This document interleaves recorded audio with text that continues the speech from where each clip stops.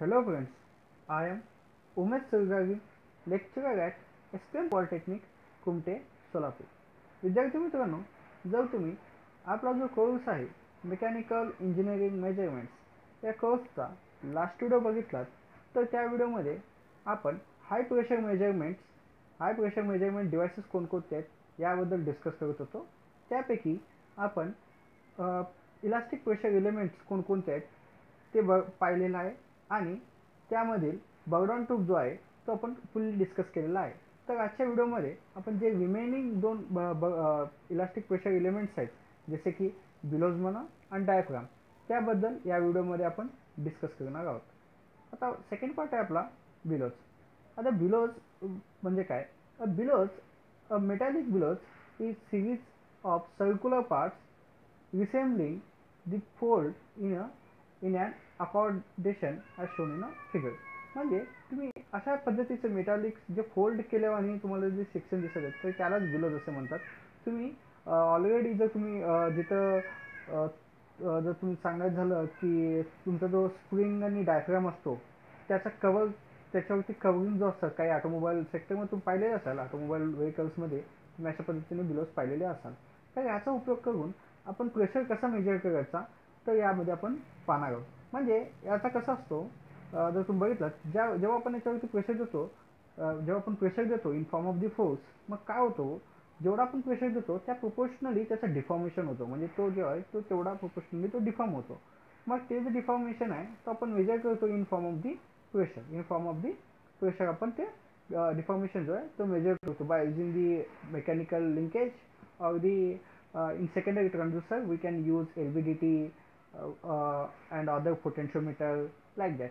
म्हणजे आपण जेव्हा याचा डिफ्लेक्शन होतो तो डिफ्लेक्शन जो आहे तो मेकॅनिकल लिंकेज कनेक्ट करून आपण पॉइंटरच्या सहाय्याने देखील मेजर करू शकतो किंवा याचा जो रिफ्लेक्शन आहे याचा डिफ्लेक्शन आपण LVDTला देऊन किंवा पोटेन्शियल डिफरन्शियलला देऊन आपण in form of the electric signal देखील मेजर करू शकतो. म्हणजे जो तुमचा प्रेशर आहे तो pressure in proportional displacement and displacement we can be measured in form directly on the pointer or the in form of the electric signal also.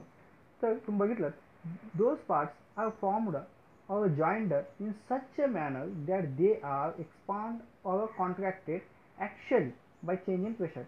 म्हणजे याचा कन्स्ट्रक्शन असा असतो ना की जेव्हा तुम्ही प्रेशर देता याला तर ते ॲक्च्युअली म्हणजे याचा जो ॲक्सिस असतो ॲक्च्युअली ते एक्सपांड होऊ शकतात किंवा कॉन्ट्रॅक्ट होऊ शकतात आणि जे आहे ते प्रोपोर्शनली एक्सपांड होतात आणि प्रोपोर्शनली कॉन्ट्रॅक्ट होतात. म्हणजे जेवढा तुम्ही प्रेशर देता त्या प्रोपोर्शनलीच ते एक्सपांड होतात आणि कॉन्ट्रॅक्ट होतात. या मग जर तुम्ही बघितलात the metal bellows used in the metals used in a construction of the billows must be this enough to flexible, ductile enough for the reasonable easy and fabrication and have a high resistance to the fatigue failure. म्हणजे काय हो तुमचे जे billows असतात ते कसं असायला पाहिजे हो तो डक्टाईल पण असायला पाहिजे, फ्लेक्झिबल असायला पाहिजे म्हणजे ते फोल्ड होत असतात कंटिन्युअसली, फ्लेक्झिबल असायला पाहिजे, डक्टाईल असायला पाहिजे ॲज वेल ॲज त्याचा जो फटिक स्ट्रेंथ तो जास्त असायला पाहिजे. कारण हे जे आहे सायकलिक प्रोसेस आहे कंटिन्युअसली. म्हणजे जेव्हा तुम्ही त्याला प्रेशर देता मग माहीत आहे फटिक स्ट्रेस म्हणजे काय जर तुम्ही त्याला म्हणजे सायकलिक जेव्हा स्ट्रेसेस येत असतात म्हणजे पॉझिटिव्ह निगेटिव्ह स्ट्रेसेस सायकलिक येत असतात त्यावेळी त्या मटेरियलवरती म्हणा किंवा त्या एलिमेंटवरती फटिक स्ट्रेस क्रिएट होतात. मग फटिक स्ट्रेसमुळे तो फेल्युअर होऊ शकतो. म्हणजे बिलो दी त्याचा हेल्ड पॉईंट तो फेल्युअर होतो. बिलो दी त्याचा ब्रेकिंग पॉईंट तो फेल होतो. मग याला फटिकमध्ये शिकला असेल डिझाईनमध्ये तर याचा जो स्ट्रेंथ आहे तो जास्त असायला पाहिजे. म्हणजे फटिक स्ट्रेंथ जो आहे तो जास्त असायला पाहिजे. का म्हणजे याच्यावरती प्रेशर जेव्हा देतात ते एक्सपांड होतो किंवा कॉन्ट्रॅक्ट होत असतो. म्हणजे याच्यावरती कंटिन्युअसली सायकलिक लोडिंग येत असतो. तर सायकलिक लोडिंग आल्यामुळं याचा जर फटिक स्ट्रेंथ जर कमी असेल तर तो फटिक फेल्युअर होऊ शकतो easily before the it's failure point हे फेल होऊ शकतो. म्हणून त्याचं फटिक स्ट्रेंथ देखील जास्त असायला पाहिजे. The belows used in pressure gauge are seamless and made from the draw tubing by hydraulic or other method of the rapid forging. म्हणजे बिलोज जे आहेत ते कसं मॅन्युफॅक्चर केलं जातं ड्रॉ ट्युबिंगच्या प्रोसेसने. म्हणजे जे तुम्ही ट्युबिंग प्रोसेस बघता त्याच्या पद्धतीने ते मॅन्युफॅक्चर केलेलं असतात किंवा other methods also such as soldering, welding of annual section and rolling म्हणा किंवा spinning and turning of the solid stock अशाचद्वारे देखील ब्लोज मॅन्युफॅक्चर केला जातो. आता जर तुम्ही बघितलात तुमचा जो ब्लोज आहे त्याचा डिफ्लेक्शन किती असतो. आता हे जे आहे डी इथं बघा डी जे आहे ते डिफ्लेक्शन आहे ॲक्च्युली. जेव्हा प्रेशर अप्लाय करता त्या प्रेशरच्या प्रोपोर्शनली तो डिफ्लेक्ट होतो, तो डिफ्लेक्ट होतो. आणि याचा जो मीन डायमीटर आहे, मीन डायमीटर जो आहे तो डी आहे समजा, कॅपिटल डी याचा मीन डायमीटर आहे समजा. आणि याचा एकाच सर्क्युलर सेक्शनमधला रेडियस जो आहे तो बी आहे, स्मॉल बी असं समजा. मग याचा जो डिफ्लेक्शन आहे D is equal to 0.453 P is nothing but the pressure. म्हणजे P is nothing but the pressure. तुम्ही आता डिफ्लेक्शन तुम्हाला कळाले म्हणजे जेव्हा तुम्ही प्रेशर अप्लाय करता अननोन प्रेशर तुम्हाला डिफ्लेक्शन भेटेल. आणि पी जो आहे तो अननोन आहे, आणि नेक्स्ट आहे बी. इथं तुम्हाला दिसेल ना मे बी पी इथे P into H P into B. B is nothing but the, आता मी तुम्हाला सांगितलं होतं जे तुमचा सर्क्युलर शेप आहे त्याचा जो रेडियस आहे त्याला बी असे म्हणतात. N is nothing but the number of semicircular. जेवढे तुमचे नंबर ऑफ सेमी सर्क्युलर्स असतात त्याला एन म्हणतात. म्हणजे ए देखील नोन आहे. इथं कोणकोणते टर्म्स नोन आहेत बघा. तुमचा डी आता जस्ट भेटला डिफ्लेक्शनमुळे, म्हणजे जेवढा तुमचा ब्लोज डिफ्लेक्ट झाला ते डी. आणि पी जो आहे तो एकच अननोन आहे. बी जे आहे तो तुम्हाला माहीत आहे रेडियस. आणि एन जे आहे ते number of semi circulars. D is nothing but the, capital D is nothing but the तुमचा जो मीन डायमीटर आहे तो देखील तुम्हाला नोन असतो. आणि E is nothing but the modulus of elasticity. आणि T is nothing but the thickness of wall, तुमचा जो ब्लोजचा वॉल आहे त्याचा थिकनेस. आणि V is nothing but the Poisson ratio. म्हणजे हे सगळे टर्म्स तुम्हाला नोन आहेत except pressure. By using the deflection you can be find out the pressure. जेवढा तुमचा डिफ्लेक्ट होतो त्यानुसार तुमचा प्रेशर जो आहे तो तुम्ही फाइंड आउट करू शकता. कारण बाकीचे सगळे जे टर्म्स आहेत ते कॉन्स्टंट आहेत. मग त्यावरून तुमचं डिफ्लेक्शन होऊन तुम्ही तुमचा प्रेशर जो आहे तो फाइंड आउट करू शकता. तर आता बघितलात ब्लोज तो कसं काम करतो ते तुम्हाला कळालं. पण normally a bellows has a ability to move over a great distance than the required in a pressure application. म्हणजे हे जे आहे ब्लोज आहेत ते ओव्हर डिस्प्लेस होत असतात रिक्वायर्ड प्रेशरला. मग हे ओव्हर डिस्प्लेस आपल्याला अवॉइड करण्यासाठी ब्लोजमध्ये एक स्प्रिंग ठेवलेला असतो, स्प्रिंग माउंट केलेला असतो. स्प्रिंग काय करतो, त्याचा जो डिफ्लेक्शन असतो तो डिफ्लेक्शनला अपोज करतो. त्याचा जो डिफ्लेक्शन आहे त्या डिफ्लेक्शनला अपोज करतो. तर हा स्प्रिंग जो आहे तो कॅलिब्रेट करून ठेवलेला असतो. मी तुम्हाला कॅलिब्रेशनमध्ये सांगितलेलं की कॅलिब्रेशन आपण कसं करतो. Therefore to give the maximum life and have a better accuracy, its movement is generally opposed by a calibrated spring. म्हणजे याचं बेटर ॲक्युरेसीसाठी आणि त्याचा बेटर लाईफसाठी त्याच्यामध्ये एक कॅलिब्रेटेड स्प्रिंग माउंट केला असतो, जेणेकरून तो जो आहे तो त्याचा एक जो मुवमेंट आहे ओव्हर मुवमेंट तो अपोज करू शकतो. Calibrated so that only a part of maximum stroke is use. This system is also called as the spring loaded blow.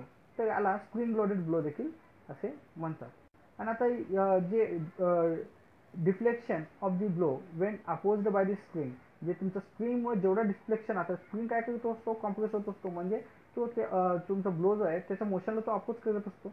मग त्याचा जो अपोजिशनचा फॉर्म्युला जर तुम्ही बघितला P is nothing but the pressure which is unknown D K P plus K S into A B. आता K P and K S म्हणजे काय हो, स्टिफनेस ऑफ दी ब्लो आणि stiffness of the case is nothing but KP is nothing but stiffness of the blow आणि KS is nothing but stiffness of the spring. आणि AB is nothing but the area, effective area of the blow. म्हणजे सगळे तुम्हाला non factor आहेत. आणि तुम्ही pressure calculate करू शकता. आणि सपोज समजा तुम्हाला याच्या प्रेशरवर ना म्हणजे इन फॉर्म ऑफ तुम्हाला इलेक्ट्रिकल सिग्नल पाहिजे असेल. आता सध्याला काय होत आहे हो, तुमचा ब्लो डिफ्लेक्ट होतो त्यामुळे तुम्ही तिथं लिंकेज कनेक्ट केलेलं आहे, तुमचं पॉइंटर डिफ्लेक्ट होत आहे आणि तुम्ही पॉइंटरवरती रिडिंग घेत आहेत. पण सपोज समजा मी एक इलेक्ट्रिक स्विच ऑन करणार असेल याच्यावरनं, म्हणजे इन फॉर्म ऑफ इलेक्ट्रिकल जर मला मेजर करायचं असेल तर काय होतो, तो स्विच देखील काय करतो, जेव्हा तुमचा जो ब्लो आहे तो डिफ्लेक्ट होतो तो स्विचमध्ये देखील काही फोर्स, म्हणजे तो फोर्स या ब्लोला अपोज करत असतो. मग तो जो फोर्स आहे तो एफ आहे समजा. मग अशा वेळी देखील तुमचा जो फॉर्म्युला आहे तो अशा पद्धतीने होतो, P is equal to F plus ds is nothing but the displacement of the that specific device जे तुम्ही यूज करत आहात तिथं into kb is nothing but the stiffness of the blow and ks is nothing but the stiffness of the spring and ab is nothing but the तुमचा जो blow area आहे मीन area तो blow मीन area त्याच्याद्वारे तुम्ही P जे आहे pressure ते तुम्ही कॅल्क्युलेट करू शकता. तर आता तुम्ही बघितलं ब्लोज जे आहे ते ॲक्च्युली ब्लो जो ना तुम्ही जर हे जे फिगरमध्ये दिसत आहे हे डिफरन्शियल टाईप ब्लोज आहे. तर यामध्ये तुम्ही 3 टाईपचे प्रेशर मेजर करू शकता. जसे की फॉर एक्झाम्पल तुम्हाला सांगायचं झालं there are three main configurations in which blows elements are used. Those are measure of absolute, gauge and differential pressure. म्हणजे तुम्ही डिफरन्शिएशनच्या मदतीने म्हणजे तुम्ही ॲब्सोल्यूट प्रेशर मेजर करू शकता एखाद्या पर्टिक्युलर सेक्शन पासला म्हणजे गॅस म्हणा फ्लूइड म्हणा त्याचा जो ॲब्सोल्यूट प्रेशर मेजर करू शकता किंवा गेज प्रेशर मेजर करू शकता किंवा difference between the two pressures म्हणजे जेव्हा तुम्ही त्याला 2 प्रेशर देता त्या दोघांमधला डिफरन्स तुम्ही मेजर करू शकता. तर तुम्हाला माहिती आहे ॲब्सोल्यूट प्रेशर म्हणजे काय. जेव्हा तुम्ही 0 प्रेशरपासून जे तुमचा 0 प्रेशर असतो ॲट -273 डिग्री सेल्सिअस तिथून जर तुम्ही प्रेशर मेजर केला तर त्याला ॲब्सोल्यूट प्रेशर असं म्हणतात. गेज प्रेशर म्हणजे काय हो तुमचा जो ॲटमॉस्फेरिक लाईन आहे किंवा ॲटमॉस्फेरिक प्रेशर आहे त्याच्यावरचा प्रेशर किंवा त्याच्या रेफरन्सली जेव्हा तुम्ही प्रेशर मेजर करत असता तर त्याला डिफरन्शियल प्रेशर असे म्हणतात. तर हे प्रेशर कसे मेजर करायचे 3 कॅटेगरीतले प्रेशर कसे मेजर करायचे तुम्ही फिगरमध्ये बघू शकता. तिथं बिलो ए आहे आणि बिलो बी आहे आणि त्यांचा जो कनेक्ट आहे तो एकाच पॉइंटरला अँड पॉइंटरच्या अलॉंग तुम्ही इथं स्केल बघू शकता. इथं स्केल आहे म्हणजे याचा पर्पज काय होणार जेव्हा तुम्ही प्रेशर P1 इथं अप्लाय करता एला आणि P2 इथं बीला अप्लाय करता तर P1 काय करतो त्या प्रोपोर्शनली P1च्या प्रोपोर्शनली तुमचा जो ए आहे तो ए जो ब्लो आहे तो ए ब्लो जो आहे तो डिफ्लेक्ट होतो तो तेवढा डिस्टन्स डिफ्लेक्ट होतो आणि तो पॉइंटरला तेवढं डिफ्लेक्ट करतो. पण इकडनं P2 पण आहे P2 काय करतो P2 जो आहे तो तुमचा जो ब्लो आहे बी तो बी ब्लोला तो डिफ्लेक्ट करतो in proportional to F2 P2. मग तो देखील पॉइंटरला कनेक्ट आहे इन अपोजिट डायरेक्शन. त्यामुळे तुमचा जो पॉइंटर आहे तो या दोघांचा डिफरन्स म्हणजे या दोघांमधला डिफरन्स जेवढा आहे तो डिफरन्स तुम्हाला इथं स्केलवरती दाखवत असतो. तर तुम्ही बघितलात सपोज समजा आता फर्स्ट केसमध्ये in case it is desire to measure the absolute pressure. जर आपल्याला ॲब्सोल्यूट प्रेशर मेजर करायचं समजा म्हणजे एखादी प्रेशर P1 जे आहे ते ॲब्सोल्यूट प्रेशर आपल्याला मेजर करायचं. मग अशा वेळी काय करतात तो तुमचा जो ब्लो असतो तो पूर्णपणे 0 व्हॅक्यूम करतात म्हणजे व्हॅक्यूम करतात पूर्णपणे ते व्हॅक्यूम करतात म्हणजे 0 प्रेशर ॲब्सोल्यूट प्रेशर त्याला घेऊन जातात. म्हणजे यामध्ये आता कोणताच प्रेशर नाही आहे 0 प्रेशर कंडिशन. मग त्यानंतर P1 काय होतो आता बी जो आहे तो कोणताच फोर्स अप्लाय करत नाही का म्हणजे याच्यात कोणताच प्रेशर नाही. मग एंटायर फोर्स जो आहे तो P1चा असतो आणि तुमचा जो पॉइंटर रिडिंग देत असतो अशा वेळी म्हणजे ज्यावेळी बी पूर्णपणे व्हॅक्यूम असतो त्यावेळी तुम्हाला जे रिडिंग भेटतो तो ॲब्सोल्यूट रिडिंग भेटतो. त्यावेळी तुम्हाला जो रिडिंग भेटतो ॲब्सोल्यूट रिडिंग किंवा the reading which reference from the 0 pressure तुम्हाला भेटतो. म्हणजे सपोज समजा सेकंड केसमध्ये जर तुम्हाला गेज प्रेशर पाहिजे असेल गेज प्रेशर म्हणजे काय हो reference from the atmospheric pressure. जर तुम्हाला गेज प्रेशर पाहिजे असेल तर तसल्या कंडिशनला काय करतात तुमचा जो बिलो बी आहे तो ओपन टू ॲटमॉस्फेअर ठेवतात म्हणजे आता सध्याला ॲटमॉस्फेअरला ते ओपन ठेवतात आणि ए जो आहे तो P1ला ज्याचा प्रेशर तुम्हाला गेज प्रेशर मेजर करायचा आहे ते प्रेशर इथं कनेक्ट करतात. मग त्यावेळी काय होणार तुमच्या याच्यामध्ये सध्याला ॲटमॉस्फेरिक प्रेशर आहे आणि याच्यात काय हो तुमचा P1 प्रेशर आहे. मग ॲटमॉस्फेरिक प्रेशर जेवढा फोर्स आहे तो इथं अप्लाय करतो आणि जेवढा प्रेशरचा फोर्स आहे तो इथं अप्लाय करतो. मग ॲटमॉस्फेरिक फोर्स जो आहे तो त्याला अपोज करतो आणि तेवढा फोर्स तिथून म्हणजे इलिमिनेट होतो. म्हणजे तुमचा जो रेफरन्स आहे तुमचा जो हा प्रेशर आहे हा with reference to atmospheric pressure म्हणजे ॲटमॉस्फेरिक प्रेशर ऑलरेडी मायनस झाला म्हणजे with reference to atmospheric pressure हा जो तुमचा P1 प्रेशर आहे तो तुम्हाला मेजर होतो with reference to atmospheric pressure म्हणजे यालाच गेज प्रेशर असे म्हणतात. म्हणजे we can be measure gauge pressure when blow B is open to the atmospheric condition. Next आहे थर्ड कंडिशन जेव्हा तुम्हाला डिफरन्शियल प्रेशर मेजर करत असतो म्हणजे P1 आणि P2 हे 2 प्रेशर पोर्ट आहेत समजा तर दोघांमधला डिफरन्स जर आपल्याला मेजर करायचा असेल तर त्यावेळी काय करत जातो तर ए जो तुमचा ब्लो आहे त्याला P1 कनेक्ट केलेला असतो बी जो आहे तो त्याला P2 कनेक्ट केलेला असतो. मग त्यामुळं ते सायमल्टेनियसली म्हणजे ते जे आहेत ते प्रोपोर्शनल त्या पॉइंटरला डिफ्लेक्ट करतात आणि त्यामुळे तुमचा पॉइंटर जो आहे तो त्या दोघांच्या डिफरन्सनी त्या दोघांच्या डिफरन्समधून तो डिफ्लेक्ट होतो आणि तुम्हाला त्या दोघांमधला डिफरन्स जो प्रेशर आहे तो तुम्हाला प्रेशर भेटतो. हे झालं ब्लोजबद्दल. नेक्स्ट एलिमेंट आहे प्रेशर एलिमेंट डायफ्राम. आता डायफ्राम जर तुम्ही बघितलात, the operation principle of the diaphragm element is similar to the billows. म्हणजे बिलोजच्या सिमिलर तुमचा जो डायफ्रामचा देखील सेम म्हणजे बिलोजवानीच फंक्शन करतो. आता the pressure to be measured is applied to the diaphragm, causing it to deflect, the deflection being proportional to the applied pressure. म्हणजे काय हो, म्हणजे ज्यावेळी तुम्ही डायफ्रामवरती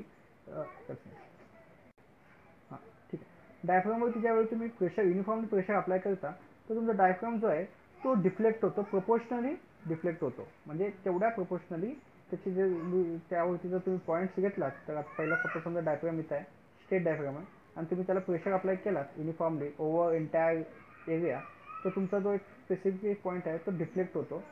तर हे जे डिफ्लेक्शन आहे हे प्रोपोर्शनल असतो कोणाला, तुमचा जो डिस्प्लेसमेंट तुमचा जो प्रेशर आहे तुम्ही जेवढा प्रेशर देता त्याच्या प्रोपोर्शनली तो डायफ्राम जो आहे तो डिफ्लेक्ट होत असतो. आणि डायफ्राम तुम्हाला मोस्टली कुठं बघायला भेटतात, तर तुम्ही क्लच वगैरे बघितलात ऑटोमोबाईलचे, तर त्यामध्ये डायफ्राम्स यूज केले जातात to apply the pressure uniformly pressure apply करण्यासाठी त्याचा डायफ्राम्स यूज केलेले असतात. तर डायफ्रामचा जो डिफ्लेक्शन आहे, आता मी म्हणलो की प्रेशर अप्लाय केल्यावरती डायफ्रामवरती जर तुम्ही प्रेशर अप्लाय करतात तो डायफ्राम जो आहे तो डिफ्लेक्ट होतो, डिफ्लेक्ट होतो. पण याचा डिफ्लेक्शन कशावरती डिपेंडिंग असतो तो, तर it depends upon the thickness and the diameter of the diaphragm. म्हणजे डायफ्रामच्या थिकनेसवरती, डायफ्रामचा जो थिकनेस असतो त्या थिकनेसवरती त्याचा डिफ्लेक्शन डिपेंड असतो, आणि तसेच त्याचा जो डायमीटर आहे, डायफ्रामचा जो डायमीटर असतो त्यावरती त्याचा जो डिफ्लेक्शन आहे तो डिपेंड असतो. तर नेक्स्ट आहे the movement is small and hence diaphragm element does not require any spring as in case of the billows. म्हणजे काय हो, याचा जो डायफ्रामचा जो मुवमेंट असतो तो खूप स्मॉल असतो. तुम्ही प्रेशर अप्लाय केल्यावर त्याचा जो डिफ्लेक्शन आहे तो खूप स्मॉल आहे, म्हणून याला पुन्हा अपोज करायची स्प्रिंगनुसार अपोज करायची काही गरज नाही. जसं तुम्ही ब्लोजमध्ये बघितलं त्याचा ओव्हर डिफ्लेक्ट होत होता, ब्लोज जे आहे तो ओव्हर डिफ्लेक्ट होत होता, त्यामुळे आपण त्यामध्ये स्प्रिंग ठेवलं होतो अपोज करण्यासाठी. तर डायफ्रामला त्याची गरज नाही, काय म्हणजे डायफ्राम जे आहे ऑलरेडी ते खूपच कमी डिफ्लेक्ट होतो. त्याचा जो डिफ्लेक्शन आहे जर तुम्ही बघितला त्याच्या डायमीटरच्या त्याचा जो डिफ्लेक्शन आहे तो हाफ ऑफ दी थिकनेस असतो. आणि जर तुम्हाला बघायचं झालं डायफ्राम जे आहेत त्याचा जो ते फ्लेक्सिबल डिस्क जे आहेत, डायफ्रामचे जे फ्लेक्सिबल डिस्क आहेत ते फ्लॅट आणि कोरुगेटेड असतात. म्हणजे जर तुम्ही बघितलं असं फ्लॅट प्लेट म्हणजे ज्याचा क्रॉस सेक्शन आहे तो सर्क्युलर असतो असे देखील असतात, किंवा तुम्ही तर बघू शकता कोरुगेटेड म्हणजे असे शेप, म्हणजे शेप त्यावरती शेप जे आहेत, म्हणजे तुम्ही असले प्लेट वगैरे बघू शकता पत्रिका वगैरे, किंवा असं जो शेप भेटत असतो त्या पद्धतीचे पण डायफ्राम्स असतात. तर याचा ॲडव्हान्टेज काय ते आपण पुढे पाहूतच. नेक्स्ट, आता तुम्हाला इथं दिसत आहे डायफ्राम जेव्हा आपण युनिफॉर्मली प्रेशर अप्लाय करतो तर डायफ्राम जे तो डिफ्लेक्ट होतो, आणि तो जर प्रोपोर्शनल जर तुम्ही बघितलात, जर इथं बघितला मॅक्सिमम डिफ्लेक्शन कुठं होतो तर त्याच्या सेंटरला होतो. मॅक्सिमम डिफ्लेक्शन कुठं होतो, डायफ्राम सेंटरला होतो. आता डिफ्लेक्शन जे आहे ते प्रोपोर्शनल असतं तुमच्या प्रेशरला. कसं बघा, डिफ्लेक्शन तुम्ही कॅल्क्युलेट केलं प्रेशर अप्लाय केल्यावरती, हे तुम्हाला नोन आहे 3 into P. P is nothing but the it unknown value, ज्याची तुम्हाला मेजर करायचं. P is nothing but the pressure which we can be measure, we need to be measure. And 16 E is nothing but the modulus of elasticity of the diaphragm material. Diaphragm मध्ये A पण known असणार तुम्हाला. T is nothing but the thickness of the diaphragm, ते known असणार. R is nothing but the radius of the diaphragm, ते देखील तुम्हाला non आहे. आणि म्यू जो आहे तो पॉइजन गेस्ट आहे, म्हणजे हे देखील तुम्हाला नोन आहे. म्हणजे सगळे टर्म्स बघितला तुम्ही, सगळे टर्म्स नोन आहेत एक्सेप्ट पी. म्हणजे तुम्ही याच्यावरून तुम्ही जो तुमचा पी आहे प्रेशर अप्लाय केलेला आहे ते तुम्ही फाइंड आउट करू शकता. म्हणजे जेवढा डिफ्लेक्ट झाला आणि बाकीचे जे टर्म्स आहेत ते तुम्ही इथं पुटअप करून तुम्ही त्यावरून तुम्ही तुमचा जो प्रेशर आहे applied pressure we can be calculated. आणि अजून एक महत्त्वाची गोष्ट म्हणजे काय, those relationship are valid for uniform pressure loading condition over the entire surface of the disc and also when the deflection is smaller than the half of the thickness. म्हणजे का हो, हे जे रिलेशन आहे हे कधी अप्लाय होतो, ज्यावेळी तुमचा जो डायफ्राम आहे डायफ्रामवरती इंटायर एरियावरती युनिफॉर्मली प्रेशर अप्लाय होतो, इंटायर एरियावरती युनिफॉर्मली प्रेशर अप्लाय होतो. आणि तसेच तुमचा जो डिफ्लेक्शन आहे, तुमचा जो डिफ्लेक्ट झालेला जो आहे डीएम जो आहे, it will be small, it will be small of it will be small than the half of its thickness. म्हणजे ते जे आहे डीएम जे आहे, हे जे डीएम आहे, हे जे डीएम आहे म्हणजे डिफ्लेक्शन जे आहे, maximum deflection is equal to the or less than 0.5 of the T किंवा 1/2 of the T. T is nothing but the thickness of it. मग त्यावेळेस हा जो रिलेशन आहे तो अप्लाय होतो. मग ते कंडिशन नसताना काय करायचं, the response is linear only when D is less. म्हणजे D nothing but the deflection जो तुमचा डिफ्लेक्ट झालेला आहे तो कमी असायला पाहिजे. कोणापेक्षा हो, त्याचा जो थिकनेस आहे, प्लेटचा जो थिकनेस आहे, तो थिकनेसच्या हाफपेक्षा त्याचा डिफ्लेक्शन कमी असायला पाहिजे. अशा वेळेस तुमचा जो लिनियर रिलेशन आहे तो भेटू शकतो फ्लॅट डायफ्रामवरती. मग पण हे जे आहे खूपच स्मॉल असतो, का म्हणजे थिकनेस ऑलरेडी स्मॉल असतो डायफ्रामचा, आणि त्याचा हाफ एवढा डिफ्लेक्शन म्हणजे खूपच स्मॉल होतो. मग अशा वेळी काय केलं जातं, जर तुम्हाला अजून लिनियर रिलेशन पाहिजे तर पाहिजे आपल्याला, पण आज डिफ्लेक्शन खूप स्मॉल आहे, का म्हणजे आता थिकनेसच्या हाफ आहे डिफ्लेक्शन, त्यावेळेस ते लिनियर रिलेशन देऊ शकतो. मग अशा वेळी काय करता तो, तर अशा वेळी तुमचं जे कोरुगेटेड शेपचे जे डायफ्राम आहेत ते डायफ्राम यूज करतात. कोरुगेटेड शेपचे जे डायफ्राम असतात ते डायफ्राम यूज करतात, का म्हणजे फ्लॅट डायफ्रामचा डिसएडव्हान्टेजेस एवढाच आहे. फ्लॅट डायफ्रामचा जो लिनियर रिलेशन आहे डिफ्लेक्शन आणि प्रेशरचा कुठपर्यंत सुटेबल आहे, तर त्याचा जो डिफ्लेक्शन आहे म्हणजे प्रेशर असं एवढा द्यायचा की त्याचा जो डिफ्लेक्शन आहे तो डिफ्लेक्शन त्याच्या थिकनेसच्या हाफ असायला पाहिजे, तरच ते लिनियर रिलेशन देतो. जर तुम्ही जास्त प्रेशर दिलं तर जास्त डिफ्लेक्ट होतो, आणि जर थिकनेसच्या हाफपेक्षा जर जास्त डिफ्लेक्ट झाला तर ते लिनियर रिलेशन देत नाही, म्हणजे तुम्हाला एरर्स जास्त देतात. म्हणून ते अवॉइड करण्यासाठी तुम्हाला काय करावं लागेल, तुम्हाला कोरुगेटेड टाईपचे जे डायफ्राम्स असतात ते डायफ्राम्स यूज करतात, कोरुगेटेड टाईपचे. मग आता यामध्ये काय होतं, a corrugated diaphragm is most suitable for the application when mechanical device is used to the measurement of the deflection. म्हणजे corrugated मध्ये काय भेटतो, तुम्हाला डिफ्लेक्शन जो आहे तो जास्त भेटतो, आणि तो जो आहे तो लिनियर रिलेशन भेटतो with respect to the pressure. म्हणजे प्रेशर आणि जो तुमचा डिफ्लेक्शन आहे यामध्ये लिनियर रिलेशन भेटतो खूप जास्त डिस्टन्स पर्यंत. मग त्यामुळं याचा जो डिफ्लेक्शन आहे, याचा डिफ्लेक्शन तुम्ही डायरेक्टली जर तुमचा कनेक्टर वगैरे मेकॅनिकल लिंकेजच्या सहाय्याने तुम्ही डायरेक्टली त्याचा deflection in form of the pressure you can be measure. त्याचा जो डिफ्लेक्शन असतो, त्याचा जो डिफ्लेक्शन आहे तो बाय युजिंग दी मेकॅनिझम और by using the mechanical linkage you can be on the point by using the pointer और scale तुम्ही मेजर करू शकता. This is the because it corrugated diaphragm gives a relatively greater output if the combined with the high magnification linkage can be used or the directly operated the mechanical indicator. म्हणजे आपण जसं सांगितलं का, म्हणजे जे तुमचे corrugated diaphragm आहेत ते डिफ्लेक्शन जे आहे ते जास्त देतात. मग डिफ्लेक्शन जास्त देतात आणि विथ लिनियर रिलेशनमध्ये देतात. जेवढा तुम्ही प्रेशर व्हॅल्यू करणार तेवढं त्याचं डिफ्लेक्शन व्हॅल्यू होतं. म्हणजे तुम्हाला मेकॅनिकल लिंकेज यूज करून देखील तुम्ही ते रिडिंग जे आहे ते मेजर करू शकता in form of the pressure. हे झालं कोरुगेटेड टाईपचे. नेक्स्ट पॉईंट आहे आपला कॅप्सूल. आता कॅप्सूल म्हणजे काय, capsule is nothing but the diaphragms also, but when we join two diaphragms each other at the circumference by using the shouldering or what we can say pressure welding, that time it form in form of the capsule, is known as the capsule. म्हणजे काय हो, जर तुम्ही बघितलं capsule, it consists of the single disc, while in other when two diaphragms are connected or bonded together and at their circumference by shouldering or pressure welding it forms the capsule. म्हणजे काय हो, जेव्हा तुमचं diaphragm आहे, मी तुम्हाला सांगितलं होतं तुमचं मध्ये काय असतो ॲक्च्युली, म्हणजे जेव्हा तुम्ही दोन डायफ्राम घेत असता, दोन डायफ्राम घेऊन, म्हणजे आता एक डायफ्राम आहे आणि सेकंड डायफ्राम, त्याच्या सर्कम्फरन्सली म्हणजे त्याचं सर्कम्फरन्स जर तुम्ही शोल्डरिंग केला किंवा प्रेशर वेल्डिंग केला तर तो काय बनतो, एक कॅप्सूल बनतो. त्याला एक कॅप्सूल असे म्हणतात. तर तुम्ही त्या फिगरमध्ये बघू शकता 3 कॅप्सूल जे आहेत ते ॲक्च्युली जॉईंट म्हणजे कनेक्ट केलेले आहेत. A diaphragm elements may consist of one capsule or two or more capsules connected together, which which each which each capsule deflection on the applied application of the pressure. म्हणजे तुम्ही जेव्हा capsule बनवता दोन diaphragm घेऊन म्हणजे त्याला weld करता सर्कम्फरन्शियली, मग तसले कॅप्सूल जे आहेत ते तुम्ही सिंगल कॅप्सूल म्हणा किंवा डबल ट्रिपल कॅप्सूल, त्या फिगरमध्ये तुम्हाला 3 कॅप्सूल दिसत आहेत, ते ॲक्च्युली तुम्ही असे कनेक्ट करता ज्यामुळे तुम्ही प्रेशर जेव्हा देता त्यावेळी ईच वन कॅप्सूल जो आहे कॅप्सूल जो आहे तो डिफ्लेक्ट होतो. ईच वन कॅप्सूल जो आहे तो डिफ्लेक्ट होतो. आणि ज्यावेळी तुम्ही याचा ईच वनचा डिफ्लेक्शन जेव्हा तुम्ही ॲडिशन करता किंवा सम करता ईच वनचा, ते झालं तुमचं टोटल डिफ्लेक्शन. ते झालं तुमचा टोटल डिफ्लेक्शन ते झालं तुमचं total deflection which is equal in proportion of the pressure. जेवढा तुम्ही प्रेशर देता त्यावेळी काय होतं, जेव्हा तुम्ही प्रेशर देता त्यावेळी तुमचा ईच वन कॅप्सूल जो आहे तो डिफ्लेक्ट होतो.